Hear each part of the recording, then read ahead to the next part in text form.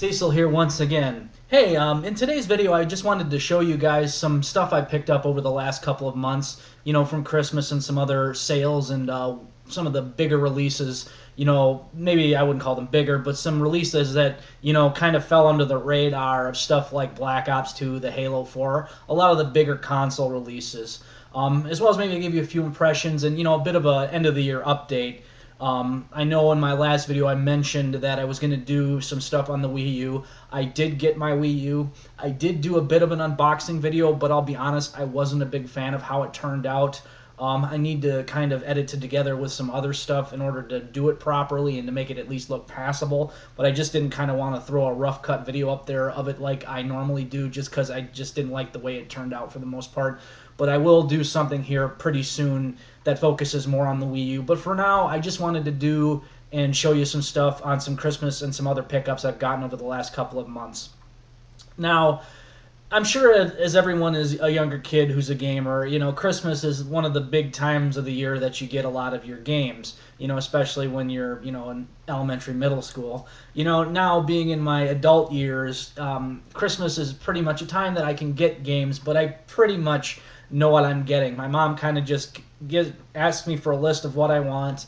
I give her the list of a handful of titles. She orders them for me, and they're waiting for me under the Christmas tree on Christmas Day. So I kind of know what I'm getting. So I kind of use Christmas time for me personally as an opportunity to kind of pick up some under-the-radar releases that I might not want to get day one, or I won't have the money to get right away. So I can get them. I know they'll be there, so I can concentrate on getting some other stuff. And the first one was one I actually did pick up on day one, although I've only had a chance to play it the last few weeks just because I have been playing my Wii U. I've been playing my Xbox a little bit, as you remember from my Halo 4 video. I hadn't had one for a few months. I've been kind of getting back into playing those a little bit more, but that's a topic for another video. This first game that I want to show you is Ragnarok Odyssey. Now, this came out at the end of October. And I just opened it up a few weeks ago, and I got the collector's edition. This one is called the Mercenary Edition. The best way I can describe this game, if you haven't really heard about it or heard of Ragnarok, Ragnarok initially was a universe that was created, I believe it was an online web-based kind of anime-esque Korean JRPG, MMO that's been very popular on the net, especially with the anime and the younger crowds over the last several years. And this is kind of one of the first games that has been in that universe, but it's been a full-fledged, release outside of that online MMO. And the best way I can describe this game is I'm about 5 hours into it, and it's a good mix of Monster Hunter and PSO, Phantasy Star Online and Phantasy Star Universe. Very action RPG, very, very good anime-style graphics. You don't really level in this game so much as you collect cards that you can level up your attributes. You can collect things and complete quests, and that'll allow you, improve your stats in the game. There's also kind of a bit of a loot system that you can also do to upgrade your weapons, kind of like from a Monster Hunter. So this is kind of a mix of those action, MMO kind of games like Monster Hunter and Phantasy Star Online. There is no online mode for it, unfortunately, so this is purely offline. But that's not the end of the world. This is still a very fun single-player hack and slash, very combo-esque. It's a very, very good JRPG. If you've never seen a Vita chip, they're just the very small chips right there. There was an advertisement for Ragnarok Tactics, which will be coming up here in a couple minutes. That's another game I did get for Christmas. But I just wanted to show you that. I did open it up just so I could play it, just because I did want to give it a try. So I'll show you what goodies you get with it. It's kind of got this glossy box that it comes with. You get a mercenary guide, the Guild of Midgard. Midgard is the world that it takes place. It kind of gives you a bit of a bestiary at the end of the book. Some of the bigger bosses, it kind of just goes into detail, their HP, things like that. Some art, just a lot of cool stuff. A lot of the dungeons, maps of that, the world map. Just a fun, good kind of expansion. Basically, the instruction manual with, a bestiary and some other cool stuff. So that's pretty awesome. And there was some other stuff in here. I actually haven't taken a look at the contents of this all that much. So this is kind of new for me, even though I've been playing the game. You do get some player cards. of some of the monsters from the game, so that's kind of cool. And you also do get a soundtrack CD. This Mercenary Edition was $49.99. The standalone game was $39.99. And like I said, I've only had a chance to play it, an hour here or there over the last few weeks. I want to get into it more. I've just been playing a lot of other stuff like New Super Mario Bros. U on my Wii U and a few other games. But yeah, for the most part, this seems like it's going to be a pretty fun JRPG, action RPG. The reviews have been kind of mixed, but that's not the end of the world. I know on these kind of games, they're either kind of a love it or hate it, but I love these hack and slash MMO. Phantasy Star Online on the Dreamcast was one of my favorite games, and to have a handheld version of that on the Vita is pretty cool. This will tide me over until Phantasy Star Online 2 comes out for the Vita, which hopefully will come out in the States later this year. I'm really looking forward to that. Hopefully Sega will bring it over to America. The next game, this was kind of one of the first games I did get for Christmas that I knew I wouldn't be able to get right away, so I had Mom pick it aside for me and pre-order it for me so it would ship to the house. So it was waiting there me under the tree.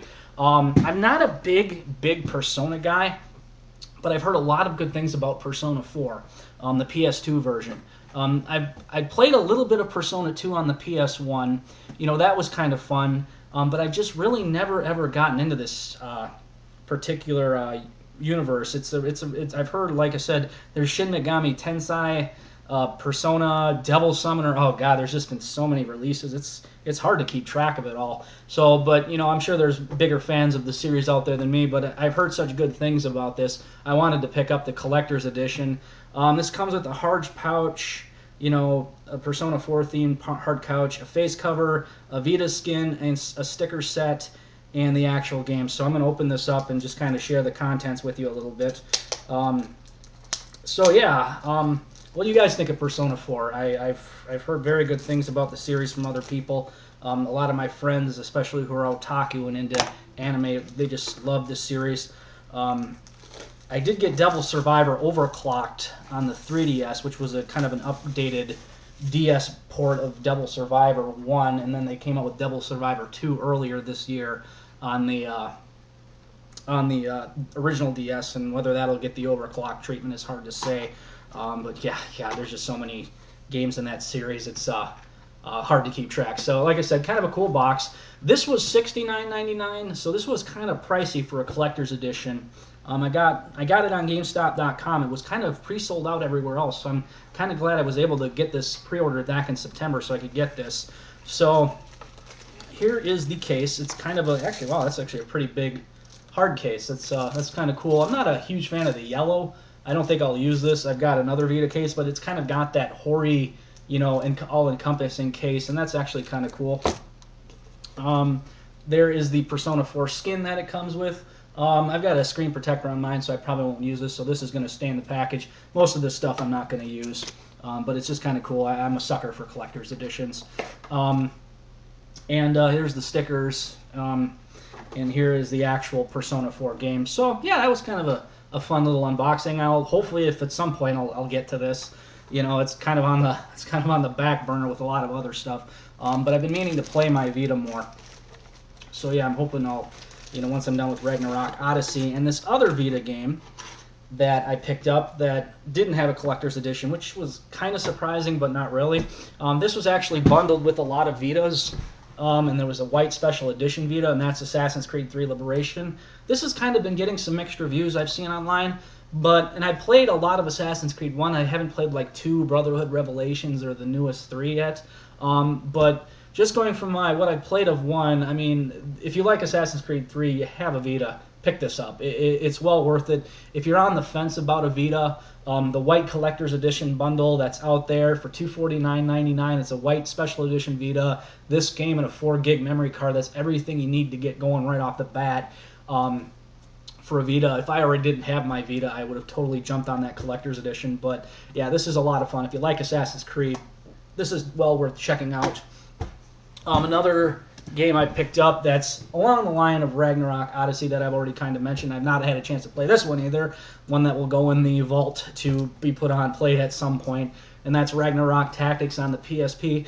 This is probably going to be the last physical PSP release we see in the States, which is kind of disheartening considering what's still coming out in Japan. I go to NCSX.com's weekly import release, and there's at least one PSP game, it seems like, on there every week. So the PSP is still alive and kicking in Japan. It's selling out better than the Vita over there still. It's selling better. But yeah, the reviews have been kind of mixed. I haven't had a chance to play it. Anime, tactical, grid-based strategy RPG, pretty typical fare. Same universe as Ragnarok Odyssey. So I'll fire up the old PSP 1000 at some point and give this one a shot. But yeah, just kind of look cool. So if you want to get the last physical PSP release you'll ever see, this is also on the PlayStation Network store. So if you don't want to try and track down the physical release, that's also an option. But there you go. And kind of the funnest collector's edition, and one of the last things I got for Christmas.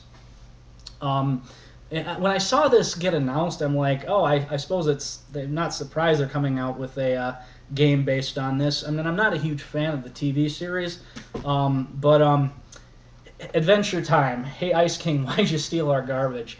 The TV show is pretty quirky. I don't have cable, so I've had to watch episodes online, but it's a pretty cute, fun TV show. I can see why it's got a really, really wide range appeal to the geek set out there. And they actually did a collector's edition. This was developed by WayForward Games, who did the Shantae series. They did Double Dragon Neon. They've done Mighty Switch Force on the eShop. They're really, really good at 2D. Now, I haven't opened mine yet, but I have played this game a little bit because we have this on our demo at work at GameStop in the 3DS. So this is a very, very good Zelda 2 clone based on this TV series. It's on the original DS and the 3DS, and there was a collector's edition of both. I don't see the collector's edition all that much, but I just kind of wanted to share and open this with you. The pre-order bonus was an Adventure Time lanyard, which is kind of cool. I'll probably just leave that in the package.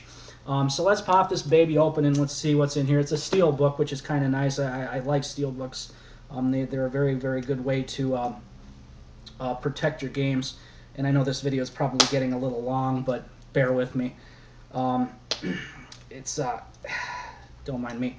I'm trying to think of things to talk about, so kind of do these things on a whim, so they're kind of as a surprise to me just as much as they are to you guys if you've never seen them before. So yeah, it looks like it's like a book, kind of like the last story from the last story video. If you saw my unboxing of that, it's kind of got that outside piece of plastic, and it looks like a book. The Enchiridion was in one of the first episodes. It's kind of like the Necronomicon, and Evil Dead.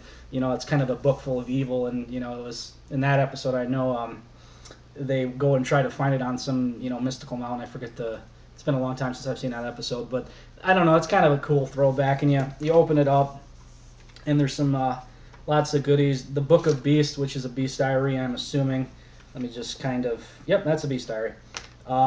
Land of Ooh, I'm guessing this is it's a poster of the overworld, so that's very Zelda 2-esque. I'm pretty sure in the NES version of Zelda 2 there was a map of the overworld. There is a golden sword stylus. If you watch the TV series, Finn has a sword that's gold, so that's kind of cool. And then here's the actual game in the game cartridge. So yeah, and it's kind of just a nice hardbound. Actually, it's really not a steel book. It's kind of more of a plasticky hard book than anything, but still kind of a cool little thing to have. Again, another game that will go on the back burner to try to play through, but that's kind of cool. I'm glad I was able to pick this up and get it for Christmas, since I knew this is definitely not going to be one of those releases I would get myself on day one. And a couple of other games I want to just pick up that I picked up with some of my Christmas money, and one I've really been playing a lot today. And this one, it didn't kind of come out at me at left field so much, and it's kind of over here, so just bear with me. The first game was not the one I was referring to as far as playing it a lot, and I want to get into it, another RPG to throw on the pile. Fire Emblem, Radiant Dawn. This is the Wii one. I've played Path of Radiance a little bit on the Cube, have not beaten it. I've got the DS one, and I've got the first one on Game Boy Advance, and the 3DS Fire Emblem is going to be coming out in February, finally. If you're not familiar with Nintendo's Fire Emblem series, grid-based strategy RPG, this is kind of one of their few first-party RPG series they've ever done, outside of stuff like Mother, Earthbound, and some other series. I know back in the day it was always Dragon Quest and Final Fantasy, but this was kind of Nintendo's, very, very Nintendo's RPG series, kind of like Phantasy Star or Dragon Force, or not Dragon Force.